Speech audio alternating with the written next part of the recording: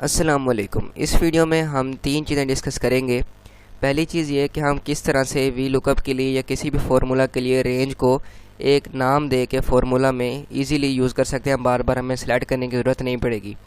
Secondly हम ये discuss करेंगे कि हम किस तरह से वी लुकअप में रो फंक्शन और कॉलम फंक्शन का इस्तेमाल करके उसको ऑटोमेट कर सकते हैं ताकि हम उसको ईज़िली नीचे ड्रैग कर सकें।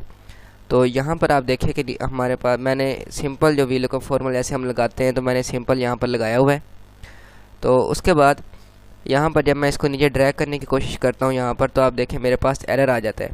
और एरर इसलिए आता है कि यहाँ पर ये जो रेंजेस हैं सारी ये चेंज होने लग जाती हैं यहाँ पर इस तरह से। तो अगर हम इन रेंजेस को फिक्स भी कर लें यानी कि उस एब्सोल्यूट रेफरेंस से, फिर भी जो ये वाला कॉलम इंडेक्स नंबर है ये हमें बार बार हर सेल में चेंज करना पड़ेगा। लेकिन जो तीन चीज़ें मैंने आपको वीडियो के शुरू में बताई उनसे आपको ये चीज़ें बार बार ऐड नहीं करनी पड़ेंगी, आप जस्ट इसको ड्रैग कर पाएंगे नीचे। तो सबसे पहले मैं क्या करूँगा, इनको मैं डिलीट कर लेता हूँ यहाँ से, और यहाँ पर हम वी लुकअप फार्मूला जो है उसको अप्लाई कर लेते हैं। तो यहाँ पर हम एक ड्रॉप डाउन बना लेते हैं इस तरह की, ताकि हम नेम्स को इजीली सेलेक्ट कर सकें। तो इसके लिए आपने डाटा टैब में आ जाना है और यहाँ पर डाटा वैलिडेशन के ऊपर आपने क्लिक करना है, और यहाँ पर आपने लिस्ट के ऊपर क्लिक करना है, और यहाँ पर जो हमारे पास सोर्स के अंदर हम क्लिक करते हैं और यहाँ पर जो हमारी लिस्ट है उसको हम सेलेक्ट करके ओके कर देंगे।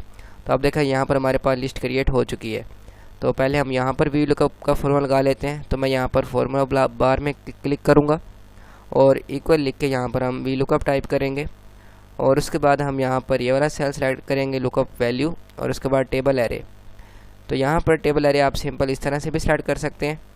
और उसके बाद यहाँ पर हम कॉलम इंडेक्स नंबर यानी कि ये फर्स्ट कॉलम है और ये सेकंड, तो सेकंड हमने इंग्लिश के मार्क्स लेने हैं पहले, तो मैंने 2 लिखा, और उसके बाद यहाँ पर हमने एग्जैक्ट मैच के लिए 0 लिख दिया। उसके बाद हम ब्रैकेट क्लोज करते हैं, तो हमारे पास रिज़ल्ट आ चुके हैं। तो अब इसके बाद मैं आपको बाकी फर्दर जो सारी एडिटिंग है वो बताता हूँ।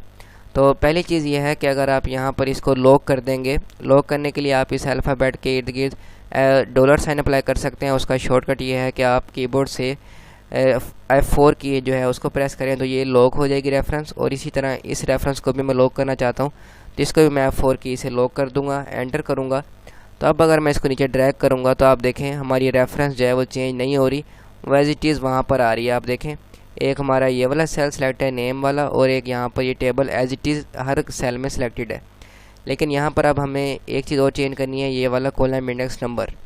तो इसके लिए हमें रो और कॉलम फंक्शन का यूज़ करना पड़ेगा। तो वो पहले आपको समझाता हूँ कि यहाँ पर जो कोई भी जो रो होती है, ठीक है, तो अगर फॉर एग्जांपल हम थोड़ा सा आगे काम करें या कहीं पर भी, तो उस सेल का जो रो नंबर है वैसे तो आपको यहाँ पर भी नज़र आ रहा होता है, लेकिन आप रो फंक्शन से भी उसको इस तरह से रो लिखें, ब्रैकेट ओपन एंड क्लोज करें, तो आपके पास रो का जो नंबर है वो आ जाता है।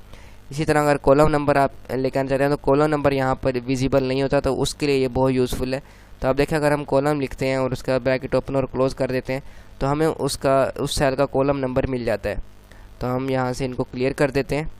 अब फॉर एग्ज़ाम्पल यहाँ पर आप देखें कि यहाँ पर क्या चीज़ चेंज हो रही है, रो चेंज हो रही है, ठीक है। तो यहाँ पर हमें रो का फॉर्मूला यूज़ करना पड़ेगा। तो आप देखें हमारे पास यहाँ पर हमने क्या लिखा 2, और यहाँ पर क्या आना चाहिए 3, यहाँ पर 4, इस तरह से। तो इस सेल का जहाँ जो रो नंबर है वो यहाँ पर हम देखते हैं। तो यहाँ पर आप देखें इसका जो रो नंबर है वो है 9। तो हमें 2 लेके आने के लिए 9 में से 7 को माइनस करना पड़ेगा।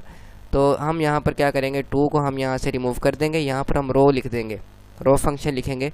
अब हमें पता है कि इसका आंसर आएगा 9 क्योंकि ये रो नंबर 9 है, और इसमें से हम माइनस कर देंगे 7, ठीक है। तो यहाँ पर एंटर करेंगे, देखें हमारे रिज़ल्ट पर कोई फ़र्क नहीं पड़ा, लेकिन ये उस बेसिक जो टेक्स्ट था उसको हमने फार्मूला से रिप्लेस कर दिया। तो मैं एंटर करूँगा। तो अब आप इसको जब नीचे ड्रैग करेंगे, अब देखें मैं इसको नीचे ड्रैग करता हूँ, तो आप देखें कि किस तरह से हमने सिर्फ एक फंक्शन से, छोटे से फंक्शन से अपने फार्मूला को कितना इजी बना लिया। वरना हमें यहाँ से काउंट करनी पड़ती रो ये कॉलम्स, और उसके बाद हमें यहाँ पर मैनुअली एडिट करना पड़ता। लेकिन एक छोटी सी स्मार्ट मूव से हमने इसको वी लुकअप को ऑटोमेट कर दिया। अब एक और चीज़ आपको बताता हूँ कि आप किस तरह से ये जो टेबल हम सेलेक्ट करते हैं इसको भी आप एक नेम दे सकते हैं। मैं एस्केप की प्रेस करूँगा और यहाँ पर इस रेंज को मैं सेलेक्ट करूँगा। यहाँ पर आपने नेम बॉक्स में क्लिक करना है और यहाँ पर आपने इसका कोई नेम दे देना है। जैसे मैं लिख देता हूँ टेबल 1, ठीक है, टेबल 1 मैंने लिखा। उसके बाद मैंने एंटर किया। सॉरी हम स्पेस यहाँ पर नहीं दे सकते, तो मैं सिंपल टेबल 1 लिखता हूँ। ओके, तो टेबल 1 लिखा, एंटर किया, तो हमारा जो इस रेंज का नेम है वो असाइन हो चुका है, यानी कि अब ये टेबल 1 है। आप देखें मैंने इसको सेलेक्ट किया तो ये टेबल 1 है।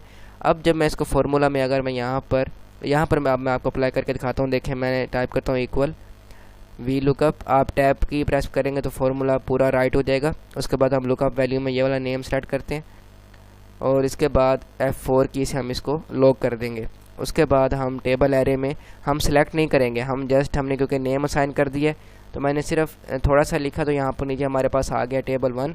इसके ऊपर हम क्लिक करेंगे तो हमारा जो टेबल 1 है हमने सिर्फ टाइप किया, उसका नेम हमारा सारा टेबल सेलेक्ट हो चुका है। इसके बाद कॉमा प्रेस करेंगे, कॉलम इंडेक्स नंबर 2 और उसके बाद एग्जैक्ट मैच के लिए 0 और अप्रोक्सीमेट मैच के लिए मैं एक और वीडियो बनाऊंगा इंशाल्लाह। तो यहाँ पर इसके बाद हम एंटर करेंगे तो आप देखें हमारा रिजल्ट जो है आ चुका है। तो इस तरह से आप बजाय इसके कि बार बार यहाँ से रेंज को सेलेक्ट करें, आप उसको डिफ़ाइन कर सकते हैं यहाँ पर इस तरह से। जैसे मैंने इसको टेबल 1 किया, कोई और टेबल हो उसको टेबल 2, इस तरह से एंड सो ऑन आप कर सकते हैं। आप फॉर एग्जांपल इसका नाम आप यहाँ से रिमूव करना चाहते हैं, आप इसको एक नॉर्मल कन्वर्ट करना चाहते हैं तो आप इसको यहाँ से दोबारा चेंज नहीं कर पाएंगे। उसके लिए आपने यहाँ पर आ जाना है डाटा टैब में और फार्मूलाज टैब में और यहाँ पर आपको मिलेगा नेम मैनेजर। आपने इसके ऊपर क्लिक करना है और यहाँ पर टेबल 1 लिखा हुआ है, आपने इसको यहाँ से डिलीट करके ओके कर देना है। तो मैं कंट्रोल G करता हूँ तो ये अंडू नहीं हो रहा, तो हम क्या करते हैं, मुझे इसकी ज़रूरत है क्योंकि यहाँ पर एरर आ गया। तो हम क्या करेंगे, दोबारा से सिलेक्ट करेंगे और यहाँ पर टेबल 1 लिख देंगे, एंटर करेंगे तो हमारा एरर सॉल्व हो चुका है। तो अब यहाँ पर इसको आगे ड्रैग करने के लिए अब यहाँ पर हम यूज़ करेंगे कॉलम का फंक्शन, क्योंकि यहाँ पर आप देखें। और एक और चीज़ मैं आपको बताऊँ, क्योंकि हमने यहाँ पर टेबल 1 लिख दिया है तो टेबल 1 एक ही रेंज है, अब हमें इसको फिक्स करने की ज़रूरत नहीं है। अब ये एज इट इज़ हम इसको ड्रैग कर सकते हैं। तो यहाँ पर देखें कॉलम चेंज हो रहा है, तो उसके लिए हमें कॉलम का फंक्शन इस्तेमाल करना पड़ेगा। अब हम इसका अगर कॉलम नंबर यहाँ पर इस कॉलम का फाइंड करें, मैं टैब की प्रेस करता हूँ, उसके बाद एंटर करते हैं। देखें ये कॉलम नंबर 12 है और हमें कॉलम इंडेक्स नंबर चाहिए 2, तो इसमें से हम 10 माइनस करेंगे। तो हम यहाँ पर 2 की जगह लिखते हैं कॉलम, उसका ब्रैकेट ओपन क्लोज कर देंगे, माइनस टाइप करेंगे और 10 लिख देंगे। ठीक है, तो यहाँ पर देखें हमारे रिज़ल्ट पर कोई फ़र्क भी नहीं पड़ा, तो इसको हम डिलीट कर देते हैं और यहाँ से हम इसको आगे ड्रैग कर देंगे जस्ट इस तरह से। तो अब देखें कि हमारे पास बिल्कुल परफेक्ट जो रिज़ल्ट हैं वो आ चुके हैं। तो यहाँ पर जब आप यहाँ से नेम चेंज करेंगे तो आप देखें कि हमारे पास बिल्कुल एग्जैक्ट जो रिज़ल्ट्स हैं वो आ रहे हैं। और यहाँ पर भी इसी तरह से है कि यहाँ पर भी हमारा फार्मूला प्रॉपरली वर्क कर रहा है। तो इस तरह से आप माइक्रोसॉफ्ट एक्सेल में नेम मैनेजर और रो फंक्शन और कॉलम फंक्शन का इस्तेमाल कर सकते हैं। इस तरह की मज़ीद वीडियोज़ के लिए आप इस चैनल को सब्सक्राइब कर सकते हैं। I will see you in the next video.